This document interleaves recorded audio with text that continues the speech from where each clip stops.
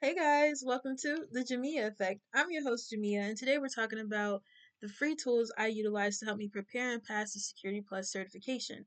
If you're interested in topics such as cybersecurity, information technology, and self-improvement, then this channel is for you. So please don't hesitate to like and subscribe.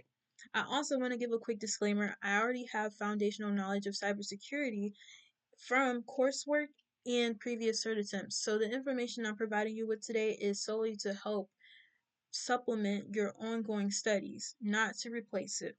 So let's get right into it, guys. The first tool I want to recommend is the ISC2 Certified in Cybersecurity. It is a exam and coursework program offered by ISC2 that you can take, and I highly recommend it because it gives you coursework to go over. It gives you a pre-assessment and a post-assessment and questions throughout the coursework to test your knowledge on all the domains. It's a good stepping stone. It prepares you to take the Security Plus, and it is really good to have on your resume. So I highly suggest ICS2 Certified in Cybersecurity. Another tool I want to recommend is ExamCompass.com. So first, I suggest going to your AI of choice, asking it to give you a Security Plus simulation exam, and then utilizing those target areas that it highlights, those weak points, and going to examcompass.com to test on those domains and subjects, and also do your research on the questions you got wrong, because memorization is cool, but understanding is better. So the next tool I want to recommend is Cisco NetAcad.